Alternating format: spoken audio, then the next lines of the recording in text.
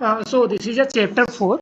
We are going to enter in chapter 4, that is introduction to options, and it's a weightage 20 marks. इसका 20 marks का weightage है. ये उतना ही important है जितना important आपको इंटरव्यू क्रैक करना पड़ेगा, बिकॉज आपको ऑप्शंस का नॉलेज होना चाहिए, क्योंकि ऑप्शन से ही आप रेवेन्यू क्रिएट कर सकते हो. क्योंकि इक्विटी में रेवेन्यू बहुत ज़्यादा कम होता है, वहाँ पे आपको ट्रांजेक्शन देखना पड़ेगा, आपको वॉल्यूम लानी पड़ेगी. बट ऑप्शंस में आपका रेवेन्यू, आपका जो ब्रोकरेज होता है वो अच्छी खासी अमाउंट में होता है, पर लॉट चलता है वो, जो फुल टाइम ब्रोकरेज सर्विसेज होते हैं. तो वहाँ पे आपको ऑप्शंस में लॉट साइज बढ़ाने होते हैं.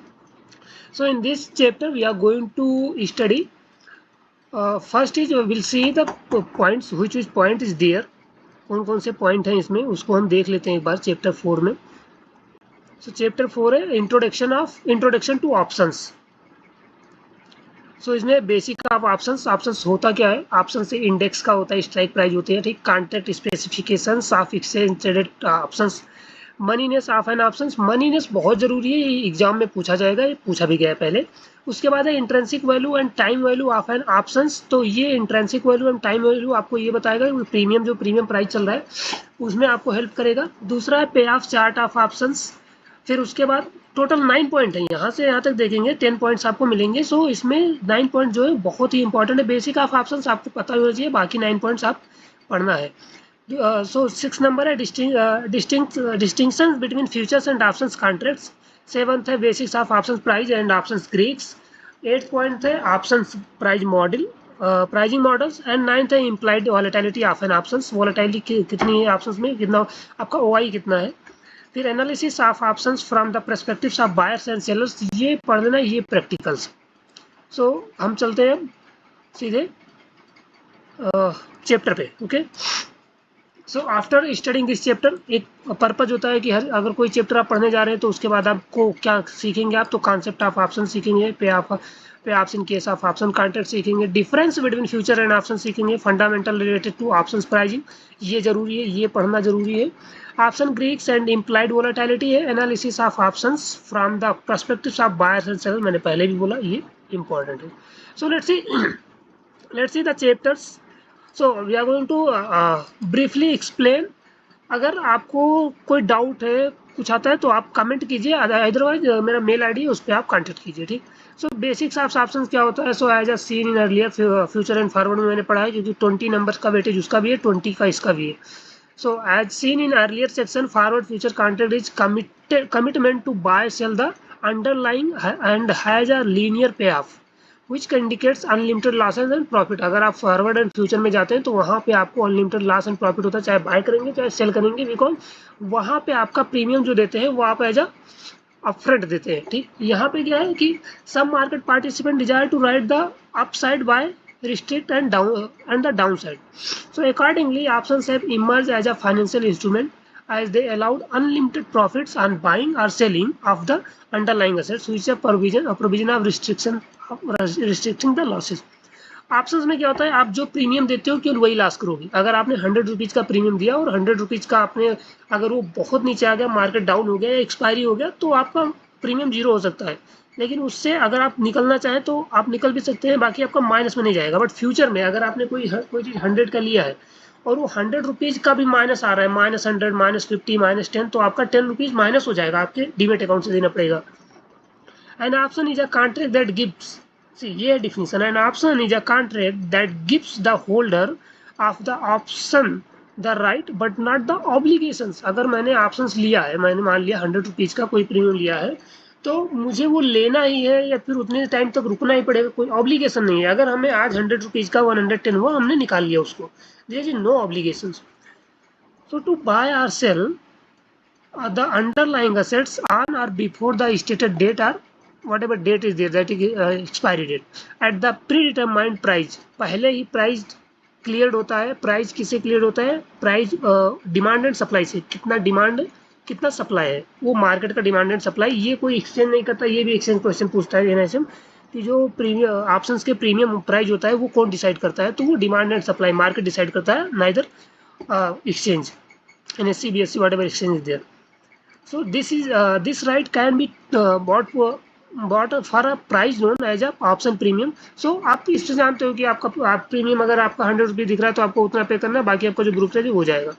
The party taking the long position that is buying, ये कॉन्सेप्ट है, इसको समझ लो। Long position that is buying the options is called buyer और holder of the options, and the party taking short position that is called selling the options is called the seller और writer. So जो seller होते हैं that is a big player, and जो seller होते हैं वो बहुत अच्छा प्रॉफिट बनाते हैं, but without knowledge they can't, उनके पास बहुत अच्छा नॉलेज होता है। और ऑप्शन राइटर का एक अलग ही मार्केट में क्रेज होता है। तो अगर आप ऑप्शन राइटर बनना चाहते हो तो पहले आपको बायर बनना पड़ेगा, क्योंकि आप पहले कुछ तो पता होना चाहिए।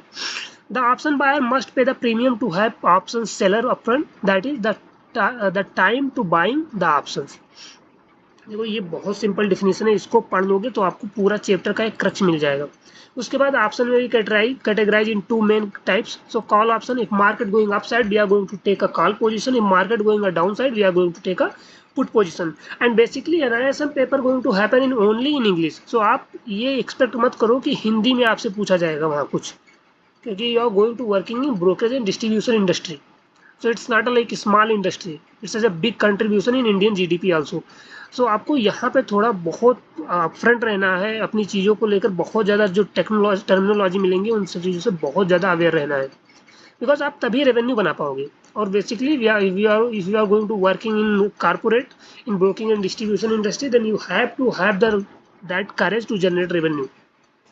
either you can do yourself if you want for learning purpose। so learning purpose के लिए आप दूसरा यूट्यूब चैनल प्रेफर कर सकते हो, क्योंकि मेरा ये लर्निंग आप खुद के लिए प्रैक्टिकल के लिए नहीं है, मैं जॉब पर्पज के लिए बना रहा हूँ। And those you are able to clear NISM paper, मैं सभी वीडियो में कहता हूँ, you just contact me, I will give you reference for the brokerage in brokerage industry as a equity dealer, as a equity advisor, and you will get a as a CTC 3.3 to 3.5 as a fresher। So let's move on। Option terminology, what is terminology? So code for the Nifty call options, ये आप पढ़ लीजिएगा, ये practical है, but इसमें बहुत ज़्यादा आपको नहीं उलझना है कि अगर इंस्ट्रूमेंट का टाइप क्या है, ऑप्शन इंडेक्स है। अंडरलाइंग असेट, जो अंडरलाइंग होता है, जो ड्राइव होता है, डेरिवेटिव जो किसी से ड्राइव किया जाता है, तो निफ्टी जो ड्राइव किया गया है वो निफ्टी 50 है, जो 50 कंपनीज है, टॉप मोस्ट इंडिया 50 कंपनीज है उनसे। एक्सपायरी डेट मेंशन रहेगा हर स्ट्राइक में आपको।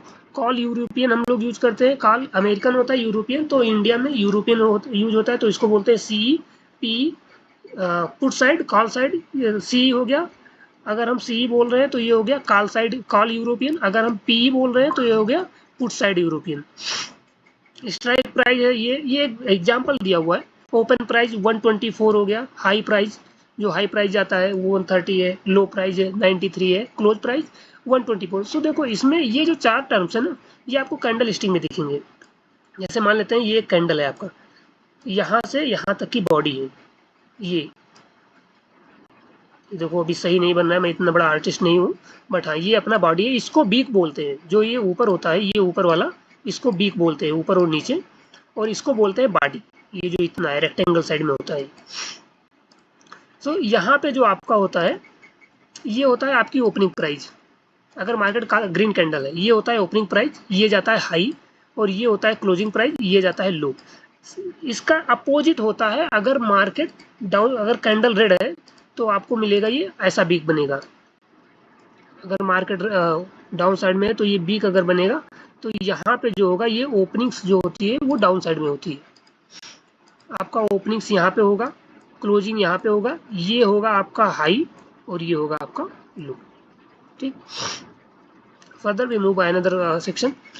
सो इंडेक्स ऑप्शन पढ़ लीजिएगा। निफ्टी 50 इंडेक्स ऑप्शन क्या है? Those options have stock index as underlying assets. वही अंडरलाइंग्स होती है, जैसे आप निफ्टी 50 ले लीजिए, बैंक निफ्टी है, फिन निफ्टी है, सेंसेक्स है, ऑल दीजिए, ठीक, इसको ले सकते हैं। दूसरा है stock options. These options have individual stocks as underlying assets. For example options, आप पर्टिकुलर स्टॉक्स ऑप्शंस में भी, जैसे पर्टिकुलर स्टॉक ऑप्शंस में अगर आप बात करें तो जैसे हो गया ONGC है, NTPC है, उसके बाद रिलायंस में जा सकते हो, जैसे टाटा के ऑप्शन है, टाटा मोटर्स के ऑप्शन है, जो स्टॉक के ऑप्शन होते हैं उसमें आप कर सकते हो। Buying an buyer of an option, the buyer of an option is one who has a right but not the obligation. मैंने पहले ही बोला है, in the contract for owning his right he pay a price called option premium, जो कि decided by the demand and supply, that is called ये also volume. कितना volume है उसके हिसाब से प्राइस एक्शन मूवमेंट्स वो सुनते होंगे आप मार्केट में, वो है। राइटर ऑप्शन, ये सेलर है जो सेल करते हैं ऑप्शंस को, ठीक। American American options, European options, मैंने बोला CEP हम लोग अमेरिकन यूरोपियन यूज करते हैं, इसको आप पढ़ लीजिएगा। Option premium, it is a price which the option buyer pay to the option sellers. And option premium क्या होता है, वो बायर एंड सेलर दोनों को पे करना पड़ता है। ठीक, ये प्रैक्टिकल क्वेश्चन है, इसको आप अभी देख लेते हैं उसमें IMCQ में। सो स्पॉट प्राइस क्या होता है, स्पॉट प्राइस होता है जो करंट मार्केट चल रहा होता है।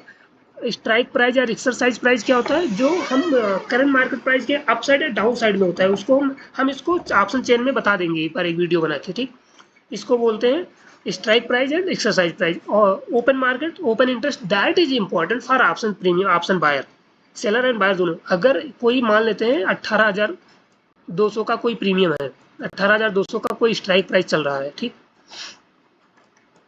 18,200 का अगर हम कोई मान लेते हैं कि हमारा स्ट्राइक प्राइस अगर चल रहा है, तो हमें ये देखना होता है कि उसका ओपन वाई कितना है, उसमें नंबर ऑफ बायर, जो क्वांटिटी है उसका नंबर ऑफ बाइंग कितना है और नंबर ऑफ सेलिंग कितना है, that is called open interest. और इसको अक्सर तो लोग उस दिन देखते हैं जिस दिन एक्सपायरी स्टार्ट होती है। जैसे अगर मान लेते हैं कि वीक की एक्सपायरी है, तो वीक के फर्स्ट डे में ये थोड़ा मैटर करता है। ठीक, आपको ये थोड़ा इसको समझ लीजिएगा। एक्सरसाइज ऑफ ऑप्शंस, ये बेसिकली एक्सरसाइज ऑफ ऑप्शंस क्या होता है, option contract traded on Indian exchanges are European style options, hence buyer can exercise their options only at the time of maturity of these contracts. All these options are exercised with respect to the settlement value closing price of the stock on the day of exercise of options. Okay, इसको एक बार और दोबारा पढ़िएगा, अगर नहीं समझ में आता है just content, just message. Okay, assignment of options, assignment of options means the assignment of the option means the allocation of exercise options to one or more option sellers. Okay, opening a position, जो position आप open करके लेके बैठे हो, ठीक है, वो है। क्लोजिंग अ पोजीशन, जब आपका टारगेट हिट हो गया, स्टॉप लॉस हिट हो गया, आपने एग्जिट कर दिया, क्लोजिंग पोजीशन हो गया। कॉन्ट्रैक्ट स्पेशलाइजेशन, ये सेकंड टॉपिक है, specialization of exchange traded options. So इसमें क्या, कॉन्ट्रैक्ट साइज और लॉट साइज, कितने नंबर ऑफ क्वांटिटी से कॉन्ट्रैक्ट साइज बनेगा। जैसे अभी निफ्टी का रिवाइज होकर 75 क्वांटिटी से मिल गया है, एक लॉट बन गया है। बैंक निफ्टी का 30 क्वांटिटी से 1 लॉट है। ठीक, ये हो गया। उसके बाद contract traded cycle, contract trading cycle हो गया। आपको ट्रेडिंग साइकिल पता होना चाहिए कि this is the period over which the option contract is traded. Index option in India are available for a wider range of expiration dates as compared to stock options. Options contract are individual stocks traded on the NSE followed a 3 month. अगर एक कोई strike price है तो आपको एक contract size 3 month के ऊपर नहीं जाएगा। ठीक, 10 लाइक अगर मई 3 को, इसमें एग्जाम्पल है कि अगर 10 मई को मान लेते हैं 2024 में stock options contract launch on the NSE are available for trading in the next 3 month, near 3 month. Okay, near 3 month, that is called मई। अगर नियर के बाद नियर मंथ, मई क्योंकि स्टार्ट हुआ है, next month June, and far month बोलते हैं आपको ये जुलाई। यहाँ से आपको ये पढ़ लेना कि जो 3 मंथ का कॉन्ट्रैक्ट होता है, नियर मंथ को बोलेंगे, मई में स्टार्ट हुआ तो मई मंथ को बोलेंगे नियर मंथ। ठीक, अगर नेक्स्ट मंथ को बोलेंगे हम, जो मई के बाद जून मंथ आएगा ये बोलेंगे नेक्स्ट मंथ। और उसके बाद जो लास्ट मंथ आता है, जैसे जून में, जून 10 को इसकी एक्सपायरी होगी, तो इसको बोलते हैं फार। ये आपको पता होना चाहिए। ठीक, index option contract on NSE and BSE are available for trading with weekly as well as monthly maturity. So देखो अभी क्या हुआ है कि केवल निफ्टी और सेंसेक्स वीकली है, बाकी सभी इंडेक्सेस जो है वो हो गए हैं monthly.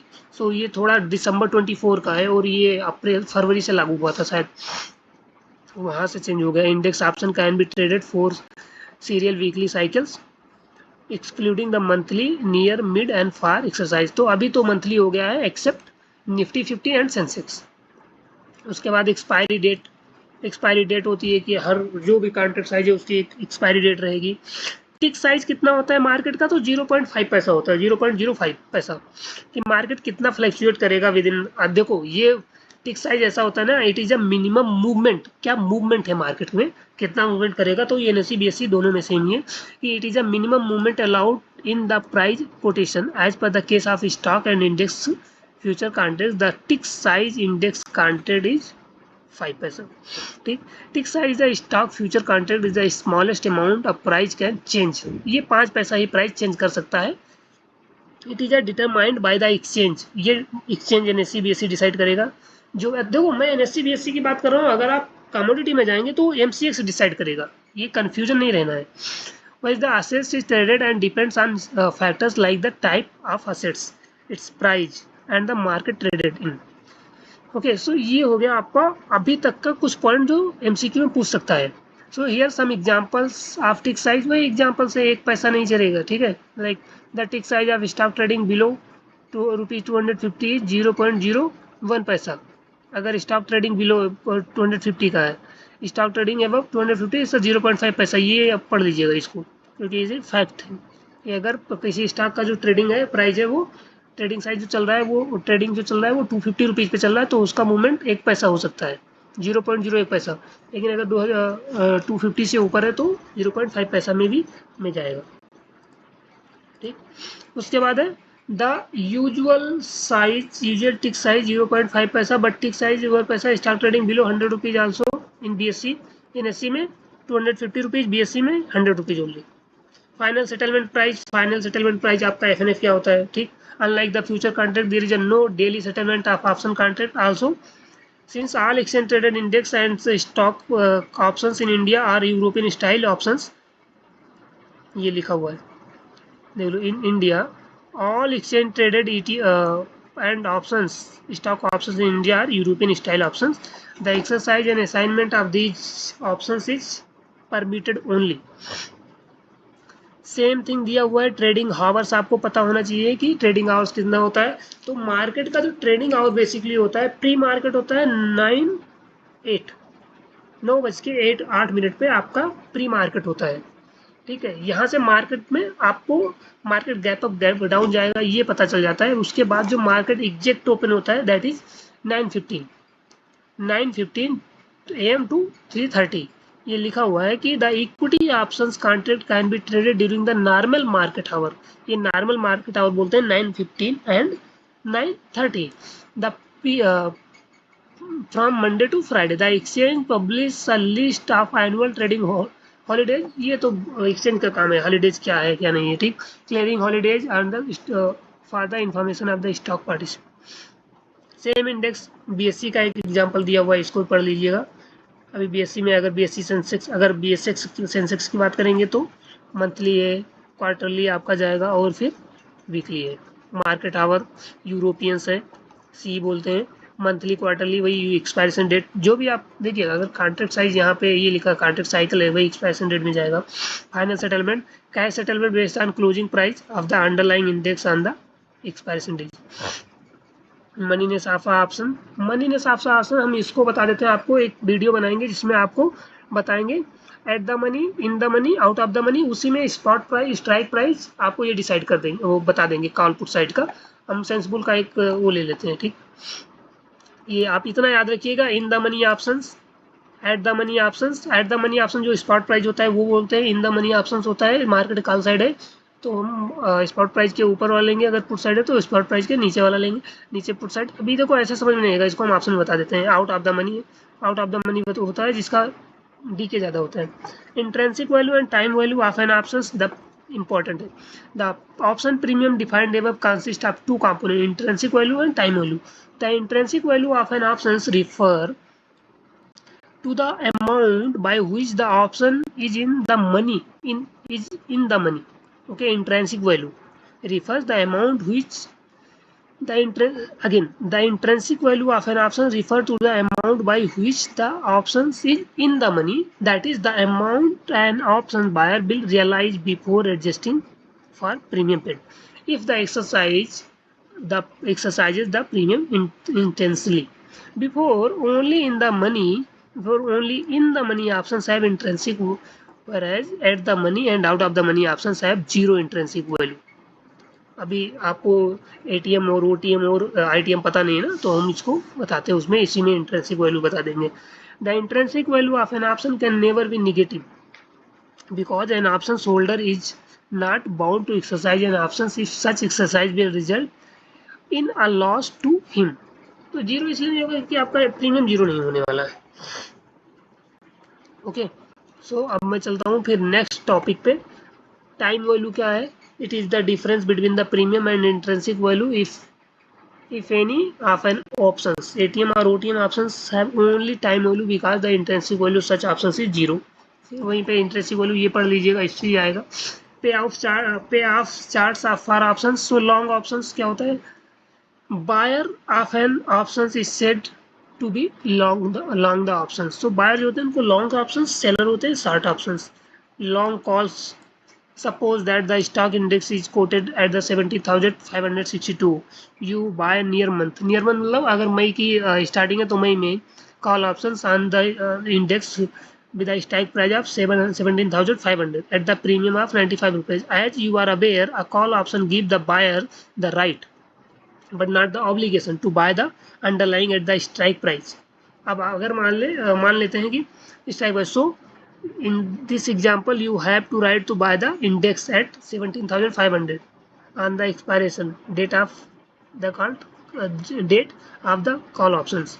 You may or may not buy as there is no compulsion to exercise the options. If the index closes above 17,500 at expiry, but you will exercise the options, else you will let it expire worthless.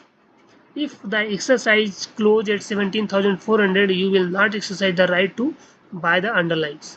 आप ऐसा नहीं है कि आपने आज कोई चीज़ 17,562 पे लिया यहाँ पे और ये 17,400 चला गया, तो आपको ऑब्लिगेशन नहीं है कि आप यहाँ पे आपको बाई करना ही पड़ेगा, आप एक्सरसाइज कर सकते नहीं है, आपके पास अथॉरिटी है, यू कैन होल्ड और you can exercise also, it's up to you. उसके बाद यहाँ पे एग्जांपल दिया हुआ है कि आपने अगर कोई स्ट्राइक प्राइस इतने पे लिया है तो अगर उसका एक्सपायरी इतना है, प्रॉफिट एक्सपायरी कितना जाएगा, प्रॉफिट में कितना जाएगा आपका, ठीक। ये पूरा हम आपको एक चार्ट पे बता देंगे, या फिर YouTube any other YouTube channel आप प्रेफर कर सकते हो जो लोग चार्ट पे पढ़ाते हैं। शार्ट कॉल वही है कि आप सेलिंग कर रहे हो, ठीक। उसके बाद लॉन्ग पुट है, एंड देन शार्ट पुट, ये आपको पूछेंगे नहीं, ये आप इतना प्रैक्टिकली इक्विटी उसमें डेरिवेटिव एग्जामिनेशन में नहीं पूछते हैं, बट एक बार गो थ्रू जरूर कीजिएगा इसको, ठीक। Distinction between future and options contracts. So as can be seen from the examples above, options are product with asymmetric risk exposure, that is a gain. The gain when the underlying assets move in the one direction are significantly different from the losses when the underlying assets move in the option directions. For example, the losses incurred by the buyer of a call options on a stock is limited to the purchase price of the options when the stock price declines. But if the stock price rises, the buyer of the call gain in proportion to the rise in the stock's value, thereby resulting in an asymmetric payoff. In contrast to this, futures have a symmetric risk exposure, symmetric payoff. Leverage आप, ये leverage word इसलिए market में आके बहुत सुनोगे क्योंकि leverage पे ही आप ज़्यादा पैसा बना सकते हो, and maximum businessman using leverage, ठीक। तो लीवरेज को भी आप अच्छे से पढ़ना कि an option buyer pays are relatively small premium for market exposure in relation to the contract value, this known as leverage.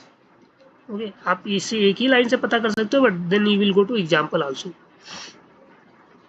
So future contract, ये डिफरेंस है, इसको पढ़ लीजिए, बहुत ज़्यादा वो नहीं है, आप मतलब एक बार पढ़ेंगे, सेकंड टाइम में आपको अंडरस्टैंडिंग हो ही जाएगी। Basic of option price and option Greek. आप ऑप्शन ग्रीक और ऑप्शन प्राइस, ये थोड़ा प्राइस एक्शन में काम करेगा, आप इसको थोड़ा प्रैक्टिकली हम पढ़ेंगे, ठीक। स्ट्राइक प्राइस पहले ही बताया, वोलेटिलिटी क्या है, मार्केट का वोलेटिलिटी कितना होता है, ठीक। टाइम टू एक्सपायरेशन की टाइम क्या चलता है, इंटरेस्ट रेट क्या होता है, ऑप्शन ग्रीक, डेल्टा, ये पॉइंट उनके लिए है जो सेलिंग करते हैं। अगर आप बेसिक से हैं तो पहले डेल्टा और इस पे मत जाइएगा, ये आपसे पूछेंगे डेल्टा थीटा के बारे में, डेल्टा गामा थीटा और बेगा किससे, एक दो क्वेश्चंस आएगा तो इसको हम एमसीक्यू में देख लेंगे, ठीक है।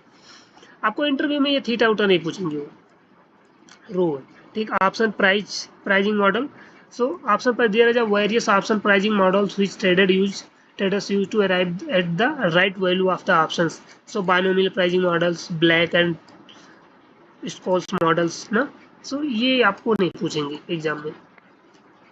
Implied volatility of an options, ये भी उतना वो नहीं है, बट आप पढ़िएगा एग्जाम्पल से, जरूर एग्जाम्पल्स में जाइएगा। Analysis of options from the perspective of buyer and seller, so buyer and seller के हिसाब से ये आप जरूर पढ़िएगा, ये प्रैक्टिकली बहुत इंपॉर्टेंट है कि बायर और सेलर के हिसाब से क्या पर्सपेक्टिव होती है एक ऑप्शन को बाय करने के लिए। ये स्ट्राइक प्राइस प्रीमियम दिया हुआ है, ठीक, स्ट्राइक प्राइस प्रीमियम और इंडेक्स पूरा दिया हुआ है, कितने पे जाएंगे कितने पे लॉस होगा, प्रोबेबिलिटी ऑफ कॉल ऑप्शंस। देखो मार्केट में क्या है, मार्केट जो लोग सट्टा बोलते हैं, इट इज़ नॉट अ सट्टा, it is a calculation of probability. हमारी प्रोबेबिलिटी की प्रिडिक्शन ऑफ कैलकुलेशन होता है। सो हम कैलकुलेशन को जो कैलकुलेशन को कैलकुलेट करके जो प्रिडिक्शन निकालते हैं, दैट इज अ मार्केट। सो ये कंफर्म करना है। उसके बाद आ जाते हैं एमसीक्यू पे। ये एग्जांपल्स हैं, एग्जांपल्स मैं आपको समझा दूंगा एंड अनदर वीडियो, क्योंकि इसके लिए लंबा वीडियो बहुत ज़्यादा बड़ा हो जाएगा, ठीक। सो अभी हम आ जाते हैं एमसीक्यू पे। the buyer of an option cannot lose more than the option premium paid. Absolutely true, all for options. मैं पहले ही बोला कि ऑप्शन में अगर आपके पास आप जितना प्रीमियम पेड करोगे उससे अधिक लूज नहीं कर पाओगे, नहीं होगा आपका, ठीक। सेकंड एमसीक्यू है कि you sold a put option on a share, the strike price of the put was 245 rupees and you receive at the premium 49 from the option buyer. Theoretically what can be the maximum loss on the this position? आपने 245 रुपये दिया था, you have paid 245 rupees and now you have received only 49 rupees, तो 245 में से 94 49 आप minus कर दो, 196. So the current price of XYZ stock is this much, rupees 286, and the strike call is 260 is quoted and the 45 rupees. Call is quoted at the rupees of 45. What is the intrinsic value? आपको intrinsic value निकालना है, तो आपका जो भी current price है 286, उसमें से आपका जो स्ट्राइक रुपीज स्ट्राइक है ना वो माइनस कर दो, 286 में से 260 माइनस कर दो, आपका आ जाएगा 26 रुपीज, ठीक। अब इसको दूसरा मेथड भी है, दैट इज डिफिकल्ट, उसमें मत जाओ, ठीक। A European call options give the buyer the right but not the obligations to buy from the seller and underlying the prevailing market price on or before the expiry date. हाँ absolutely, आपके ऊपर है, आपको पड़ा, आपके पास obligation नहीं है ना कोई चीज़, तो फॉल्स है। At in the money options, अब जो ये है इन द मनी ऑप्शन जो मैंने भी पढ़ा हुआ है, at in the money options and options with a positive intrinsic value. पहले ही बोला था, जो आउट ऑफ द मनी और एट द मनी रहेगा वो निगेटिव रहेगा, जो intrinsic value in the money रहेगा वो पॉजिटिव रहेगा, ठीक। And options with a positive intrinsic value, सही है इसका ऑप्शन से। An option with negative intrinsic value not possible, an option which can not B probably exercised by the holders immediately, it's wrong answer. And an option with zero time value, no. An option with a delta of 0.5 will increase in value approximately by how much if the underlying share price increase by the rupees of 2। तो delta क्या होता है ना, ये delta जितना है उसका जो प्राइस, जैसे अगर शेयर प्राइस इंक्रीज हुआ है 2, तो डेल्टा अगर 5 है तो 2 को हम क्या करेंगे, हाफ कर देंगे, 1 हो जाएगा। जैसे जैसे हम यहाँ से कैलकुलेट कर लेते हैं, इसका हाफ जाएगा जो आपका शेयर प्राइस इंक्रीज होगा, क्योंकि डेल्टा जो चलता है, अगर डेल्टा 1 हो गया तो हम, और यहाँ पे अगर इंक्रीज प्राइस 4 हो गया तो यहाँ पे हो जाएगा 2, ओके। सो ये हो गया MCQ. Further we are closing here this chapter number 4। अगर आपको पसंद आता है वीडियो, देन लाइक करो एंड शेयर करो those who are interested in stock market, and subscribe also. Further we will take next video in chapter number 5. So thank you so much for listening, and be happy and be ready to crack your interview also. If you have any, if you want any, need any help, you just contact, we'll help you, we'll forward your resume. I'll try to schedule your interview also, but you have to clear your interview first. Yeah, thank you so much.